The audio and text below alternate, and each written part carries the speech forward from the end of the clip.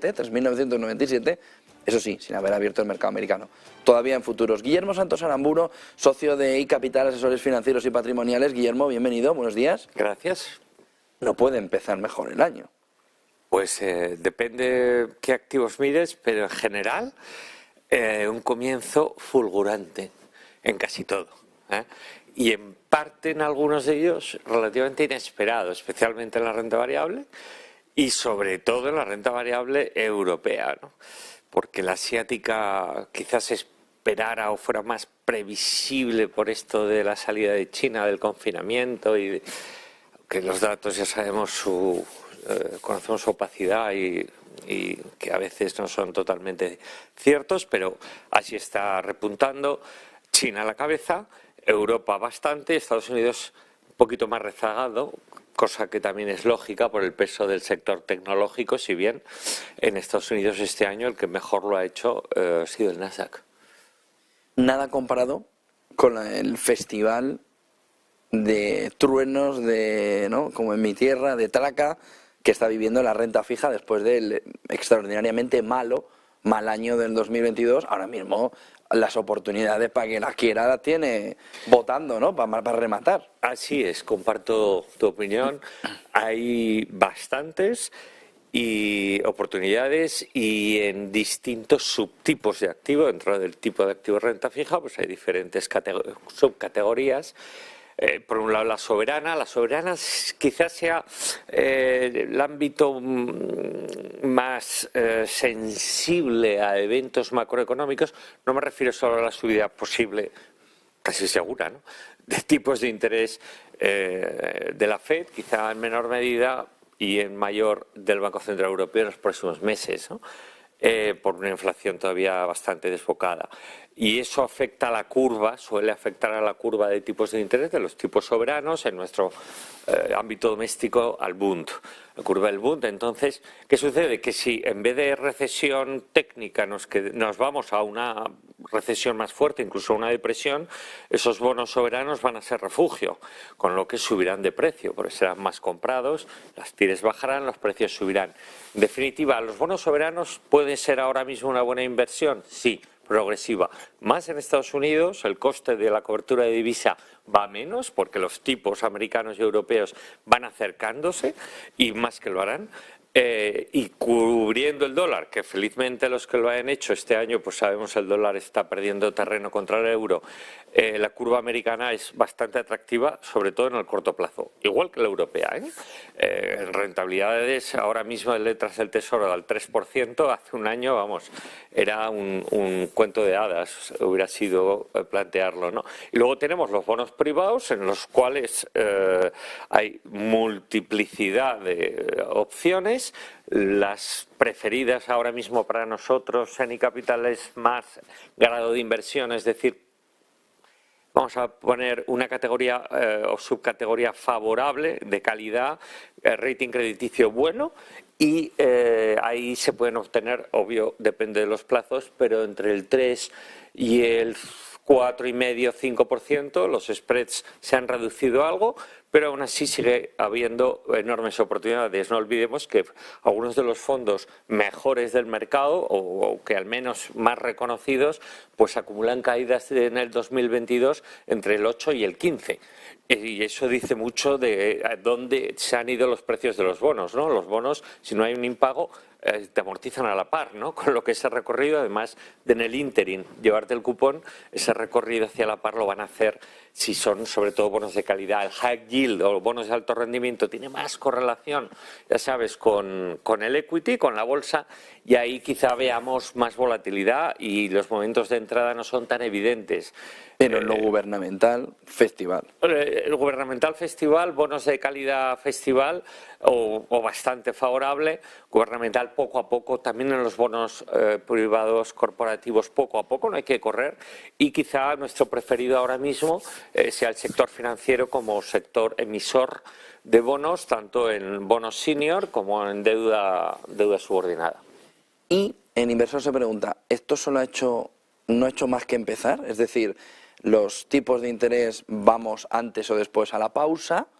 En Estados Unidos ya se empieza a hablar de que solo habrá una subida de tipos más y luego, como el Cholo Simeone, a ver y ver partido a partido. Partido a partido. Y luego vemos que en Europa puede ir un poco más allá, pero tampoco hasta el infinito y más allá, sino que la pausa cada vez es más cerca. ¿Ese es el punto de verdad de entrada, de ganancia total, pausa, pivote? Es decir, ¿todavía a pesar de lo bien que se está viendo, lo mejor no ha llegado?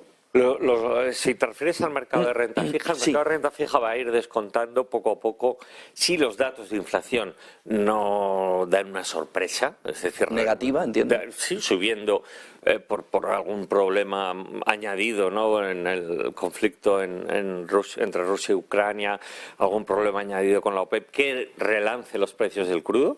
Si eso no pasa, y la inflación subyacente, es decir, quitando crudo, quitando alimentos frescos, más o menos va controlándose, porque eso es el miedo, ¿no? Inflación subyacente, muy ligado también a la inflación salarial, ¿no?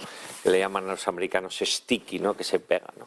Entonces, y es difícil de quitarla. Si eso no pasa, los bonos, ir poco a poco comprando, va a ser siempre, desde ya, una buena opción.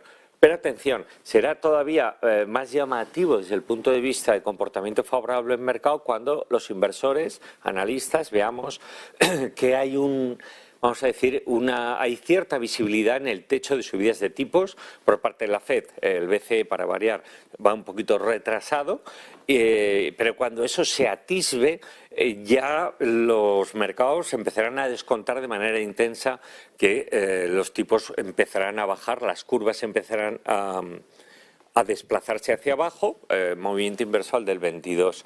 Y asimismo, probablemente las bolsas también reaccionarán al alza.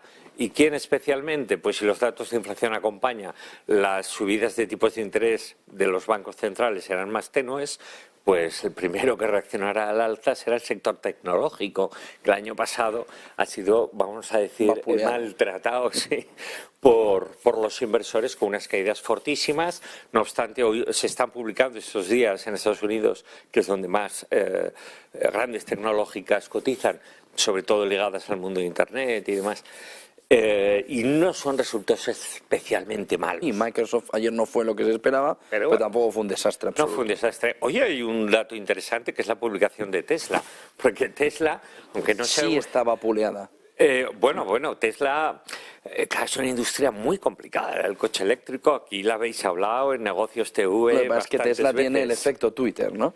El efecto marca de Elon Musk. Ahora mismo tiene el efecto Twitter, tiene el efecto persona, vamos a decir, ego de Musk, y luego tiene el efecto de una industria cuyo devenir es todavía incierto, que es la del coche eléctrico.